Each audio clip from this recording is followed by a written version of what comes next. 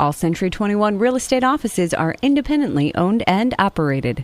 Hi, I'm Jackie Ruddy, broker of Century 21, Jack Ruddy Real Estate. Welcome to the Real Estate Roundtable on 94.3 FM The Talker. I'm here with my husband, fellow realtor, Pat Devaney. Good morning, Jackie. How was your trip up here today? It was uneventful, but hectic. Yes. Yes. We come up here separately. People think, don't you guys know? Well, we're traveling in different circles, so. Yes. We go in different directions, especially in the morning.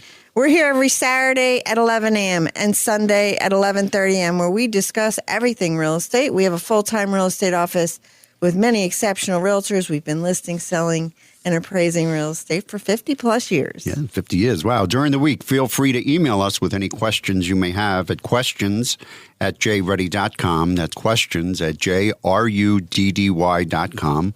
Or you can give us a call at 570-344-6724.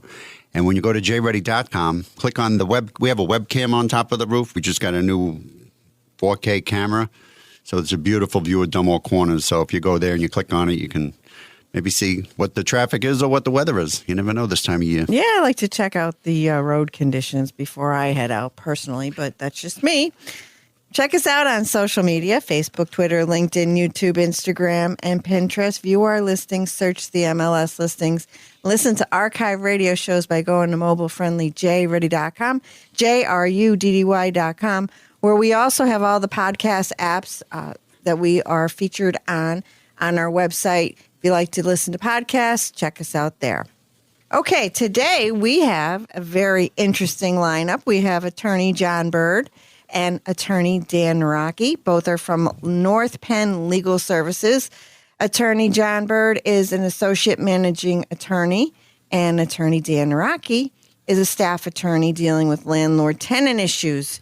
Attorney John Bird is dealing with homeowner foreclosures, correct? Yes, thank you for having us. Good morning. Good morning. John, you're no stranger to our program. You've been here several years ago when the landscape of foreclosures and real estate was completely different. Entirely different. The pandemic has changed so much. Right. So let's talk about that. What has it changed? There was a moratorium. Right, folks. So there was a moratorium for some time where you were able to elect a declaration under the CDC to either not be evicted or not to have a foreclosure. There was a foreclosure moratorium that affected federal loans and federally backed loans, which is a significant portion. Moving forward, we're talking about Fannie Mae, Freddie Mac, FHA, VA. Right, and anything backed by a government loan was the most recent rules that came out. Okay. So that's probably closer to 70% of loans. The ones we're talking that really didn't have any protections were your small lenders. Your lenders that deal less than $1 million a year, your individual mom and pop, your rent to own, things along those lines didn't have the same protection. So the conventional loans Were most likely protected. Okay. All right. I just want to say, if you don't mind, real fast, that this is not legal advice. It's not tailored to anybody specific. So if I do recommend, if you're having an issue, to contact an attorney. Material presented is intended for information only, not as professional advice, and should not be construed as such. We should take that sentence, and every time you say something, say that. All right? I love it. I love it. Okay. So, Attorney John Bird, how long have you been practicing law? About 5.5 years. And you're at North Penn all of that time? Yes, North Penn Legal Services. Okay. How about Attorney Dan Naraki? So I was admitted to the bar in 2019, so they consider me a baby attorney, one of the young lawyers, even younger in attorney years than John is. Okay, but you're dealing with landlord-tenant issues, so you've aged considerably since 2019, right? Right. That's all I've been doing is landlord-tenant issues, so a lot of landlord-tenant stuff. Certainly. Especially since the pandemic. Right. Okay, well, we're going to talk about that. Back to John. Okay, so what's happening now? So one of the greatest things I wanted to talk about, and I was really glad you had us on here, is that moving forward, starting February 1st, there is going to be an application that you can apply if you're a homeowner who is delinquent on your mortgage, on taxes, and anything else that could be related to losing your home ownership. And I believe, and I haven't seen the final numbers yet, but at the moment, as I understand it, you can have grants up to $30,000, and it'll help. Grants. Right. They're not. Okay. Yeah, these aren't. You don't have to loans. pay back. Okay. Right. These are grants that people don't have to pay back. They are. It's run by the Pennsylvania Housing Finance Agency, and they're contracted through a company, I believe it's called IEM, and you can submit an application online. You can call their call center. A lot of legal services agencies throughout the Commonwealth have contracts or will have contracts to help submit applications on behalf of clients and to monitor. Really what you're looking for is you want to make sure that you are able to document your issue and that it was related to COVID. So you want to be able to say, not just that you lost your income. A lot of people have had an increase in expenses and that relates right to COVID. Increase in grocery bills, increase in electricity because everybody's working from home. If you had to increase your internet speed because you had 3 kids who are doing online schooling while you are working. All these things are related to COVID and could potentially make you eligible for some relief. Well, it impacts people financially. Right. So it's a lot more expensive. So expenses are going up. And does their income have to go down? So not necessarily. You could have the same income, but as long as your expenses went up that caused you to have an issue paying your mortgage, then you may be eligible for this funding. And there is, I think, $350 million allocated to Pennsylvania. So we want to make sure we spend it. So if you're having trouble, you want to apply. And there are other options available to you. But my ultimate goal would be to get the funding first, because before you refinance or do things like that, because then it'll have a smaller number that you're working with afterward. So applicants would probably need to currently own and occupy the home, right, as their primary residence to qualify. Correct, right. Okay. And in order to qualify, the homeowner cannot have already received or applied for assistance for mortgage payment, mortgage reinstatement, property charges, and or utility payment from another federal, state, local, nonprofit, or tribal source.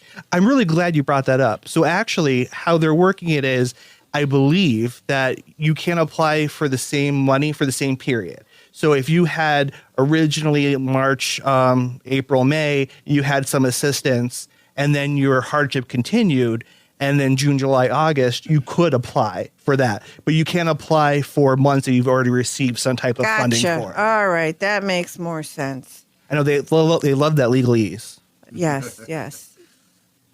Okay, so this assistance will go toward preventing and or easing mortgage delinquencies, defaults, foreclosures, displacement, and utility disconnection. All right. So this is good stuff.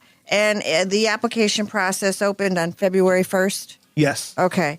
And so this is good news for some people that have been struggling. I'm hoping for a lot of people. What do you see? How do you foresee the foreclosure market?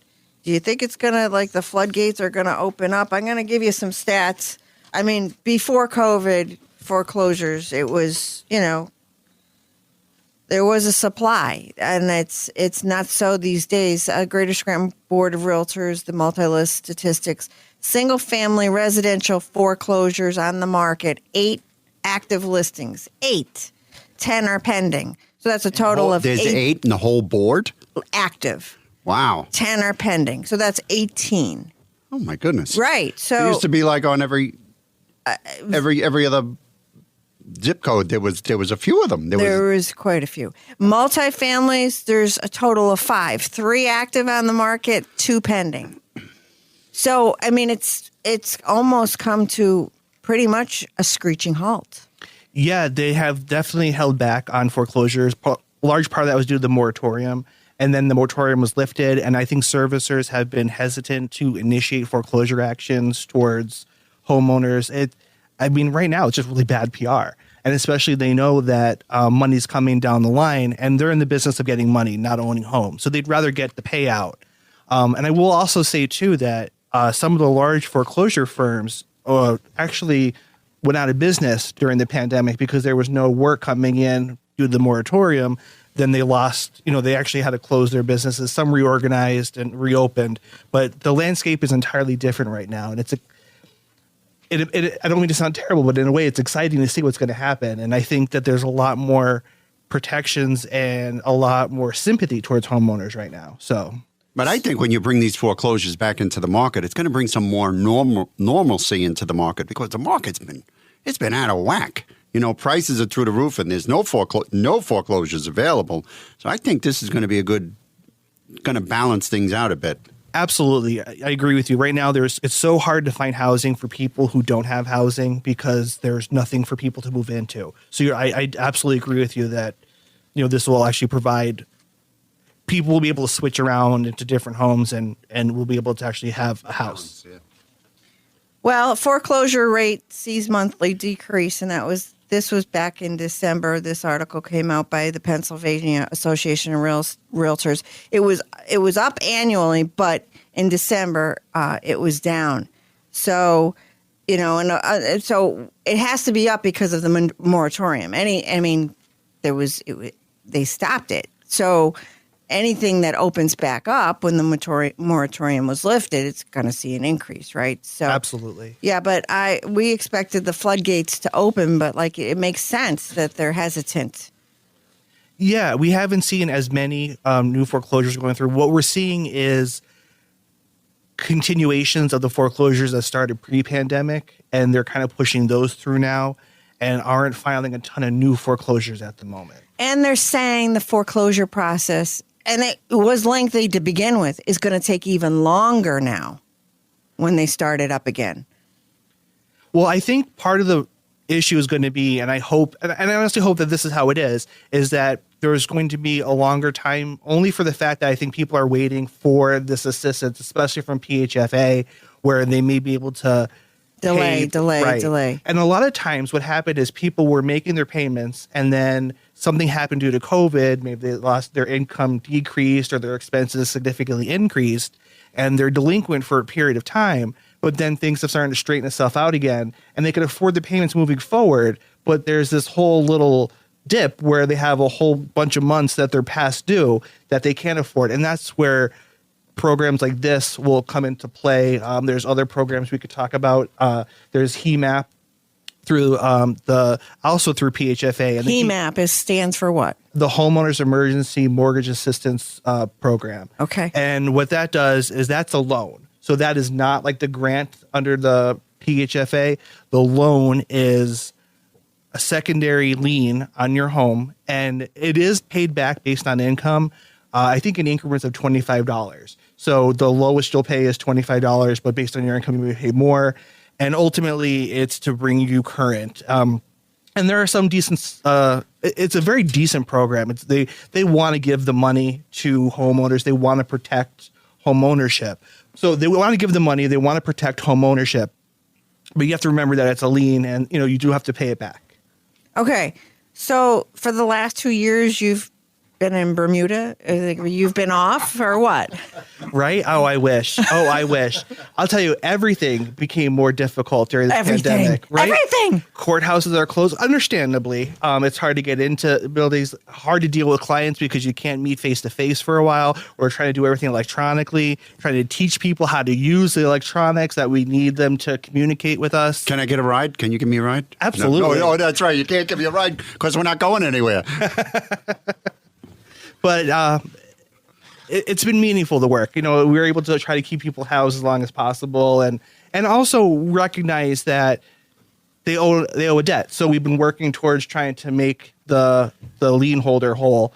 Trying to make everybody happy. Mm-hmm. Is that even possible? No.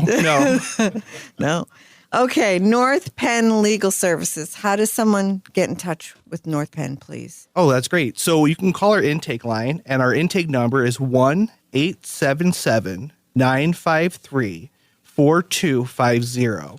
Once again, that intake number is 1-877-953-4250. And you could do an intake, and one of our lovely intake workers will walk you through the process, and then it'll be assigned to an attorney. Yeah, one of the things you said that really clicked with me was that I thought that foreclosures would be like the floodgates have opened and the valley is now full of foreclosures, but it's not full of foreclosures because it's all of this federal money. They've been pumping in that they want to help, right, and assist. stop the foreclosures. And you said something, I don't know if you said it on the air, that these lending institutions don't want to be landlords.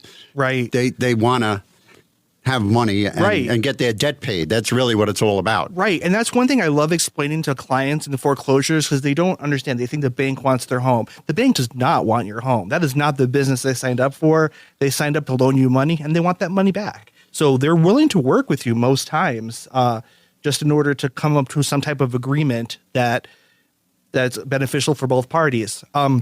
So we talked about PHFA, the funding. We talked about HEMAP. And there's also something that I significantly try first is loan modifications. Are you familiar with those? I'm not like you are, but I certainly have some general understanding. Right.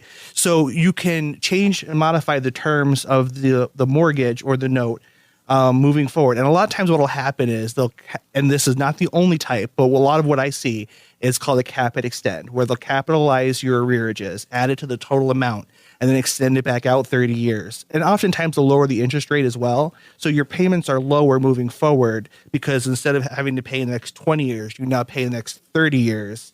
And it may be a little bit more, but it's a payment that you could actually afford, a payment that's manageable. And you keep your home. That's the big part. All right. So, but I've also heard that loan modifications in theory are wonderful, but not all the lenders are willing to work with their clients on that matter. Are some better than others? So that's a great question. If you offer a loan, there's no legal mechanism to force a lender to offer a loan modification. However, if they offer modifications, they have to treat everybody the same. So really what you're looking for is trying to make sure that your client has a solid application when you're applying for the loan modification, and that you have the supporting documents. And it takes time, because it takes time for the bank to review, the underwriter to review the application. And a lot of times the documents can go stale, meaning that they'll need an updated copy of your electricity bill or an updated pay stub or things like that. And you continuously have to work with them as quickly as you're able to get them the information that they need. Right. So is a loan modification something that someone can just do on their own, or do they need, or should they have someone like you to assist? Well, I appreciate that. But actually, loan modifications are pretty simple. If you can do it on your own, you fill out the application, you get all your supporting documents. When you submit the application, they'll tell you what's missing. They'll send you a letter and say, we need X, Y, and Z. And as long as you work with them, you're able to get that loan modification. So you don't usually. need that third party assisting you along? No, it's helpful in some situations, especially where if you're being denied, because, and it's tough to put all of that together sometimes. And then really what happens is you have to write a hardship letter. And that's where people have a difficulty, because they're not explaining what's happening to them. They don't understand, or they don't put it together in words the right way, where you want to be able to put together and say, well, we had X, Y, and Z, and then we'll write in there, we've decreased our budget here, we've increased it over here. We understand now, moving forward with the current budget and our current money coming in, that we're able to afford these payments. And a lot of times that's really where having assistance can help you. Gotcha. Okay, with us today, Attorney John Bird, Associate Managing Attorney, Attorney Dan Naraki, Staff Attorney, both with North Penn Legal Services. Once again, may I have the contact info for North Penn Legal Services, please? Absolutely. Our phone number, our intake number is 1-877-953-4250. Thank you. Pat? Yes, we have a 2-unit building at 633 South Blakely Street in Dunmore for only $89,000. This is a great investment property. It's got 2 one-bedroom apartments, and it's also got a storefront that is currently just being used for storage. The apartments have separate heat, electric, and water, along with low taxes of only $1,200 a year. There's updated kitchens and baths. There's a long-term tenant, and the other unit is vacant, and it also has a small fenced-in yard. That's a 2-unit building with a storefront at 633 South Blakely Street in Dunmore for only $89,000, and that's listed by Connie Seagraves of our office. It's time for a quick break. We'll be back in just a few moments with more Real Estate Roundtable with Century 21 Jack Ruddy Real Estate on 94.3 FM The Talker. The talented team of professionals at Century 21 Jack Ruddy Real Estate. They're not just real estate agents, they're agents of change. They're on a never-ending quest for the best for you and your family. They can help you find precisely what you want at this time in your life. A computer, a website, an app, and a listing by itself can't do that. They're obsessed with better and deliver extraordinary, embracing the what if, not just the what's been done before, with a level of accountability and honesty not found anywhere else in the real estate industry. Don't settle for average, okay, or just all right. This change in your life is monumental, and there's only one Century 21 Jack Ruddy Real Estate that will help you rock that change.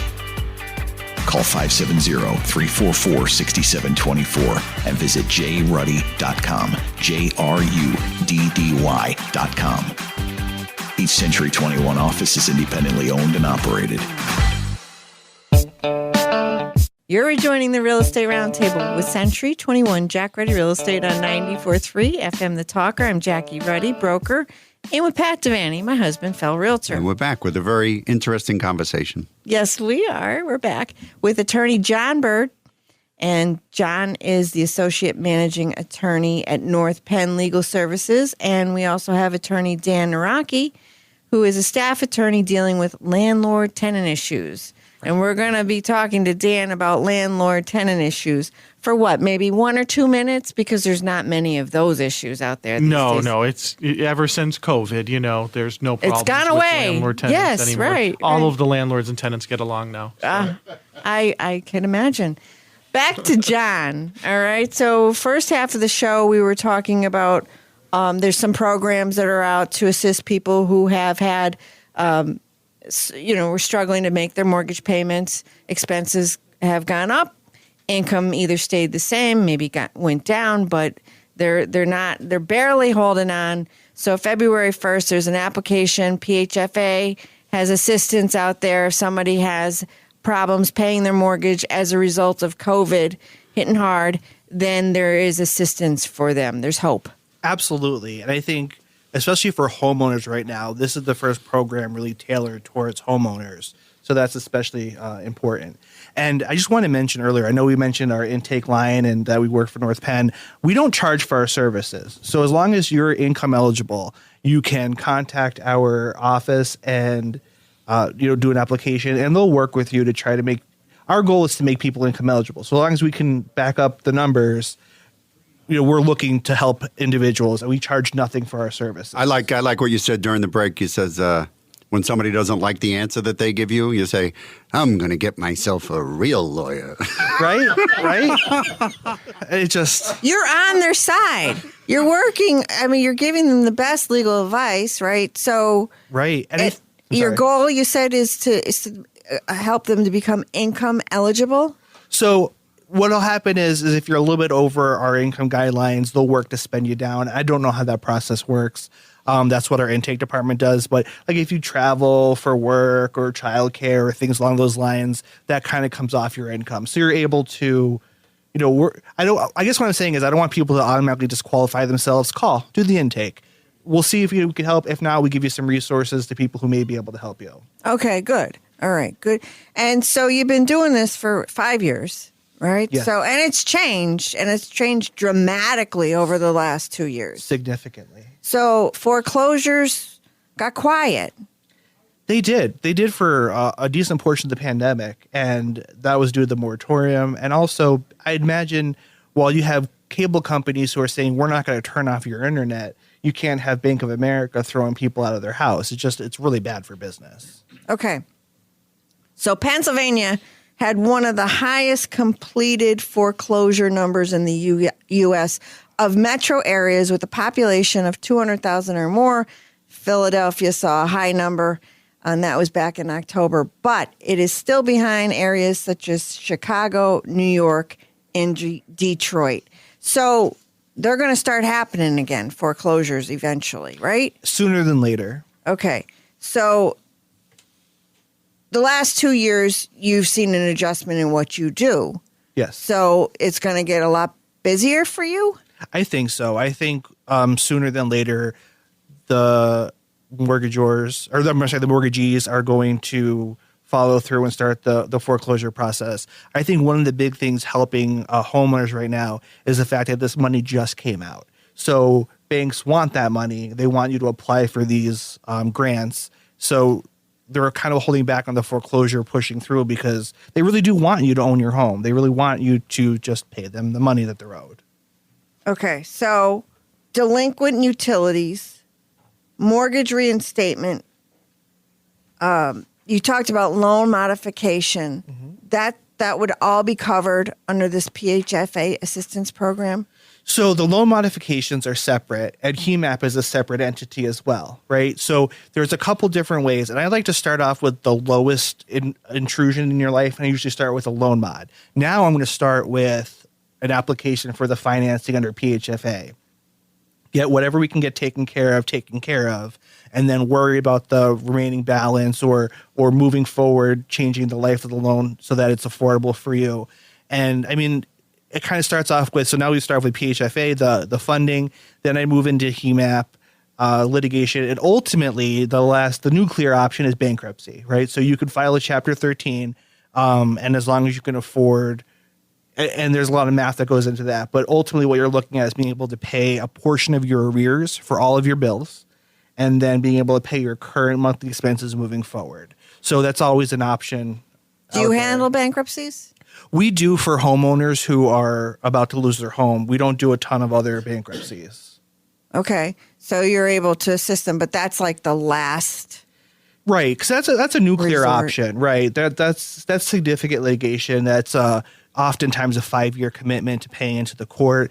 And it does wreak havoc on your credit score. It's a lot for people to go through as well. And people are typically nervous through the process. Although I will say the bankruptcy bar is pretty amazing, and they'll actually work with you if you make a mistake to correct things. They're a very forgiving and a very understanding bar and judges. Just in case they're listening. Right. Just in case I appear before you.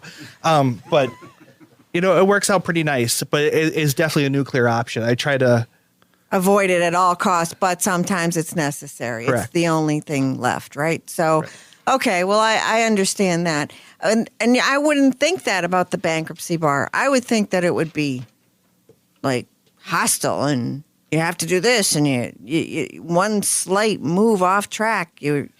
So I will say there are quite a bit of rules and regulations, but for someone who doesn't do a ton of them, when I reach out and ask for help, they're overwhelmingly responsive to my requests. So good. That's great. Attorney John Bird, Associate Managing Attorney, and Attorney Dan Naraki, Staff Attorney, both with North Penn Legal Services. How does someone get in touch with North Penn Legal Services? Sure. You contact our intake line at 1-877-953-4250. And again, we don't charge for our services. And we should also mention that there is another option for those people afraid to use the phone, northpennlegal.org. They can also apply online at northpennlegal.org. All right. Wonderful. And someone there would get back to them. Right. All right. Excellent. Thank you, gentlemen. Now, Attorney Dan Naraki, would you please come back next week so we could talk about landlord-tenant issues? Absolutely. I'm looking forward to a very... I'll try to dig up some in the meantime. Okay, right. I'm looking forward to an exciting show with you, and I would love to invite Attorney John Bird back as well, please. Be our pleasure. Okay. Thank you. Pat, would you like to review a listing, please? Yes, we have a beautiful building lot on Summit Wood Roads in Roaring Brook Township for $35,000. This parcel of land, it's really nice. It's got spectacular views of the mountains. It's in the prestigious neighborhood of Summit Woods. Its property has been perk tested, and it's in the North Pocono School District. So if you're thinking about building and you don't want to be on top of your neighbor, I like that a lot.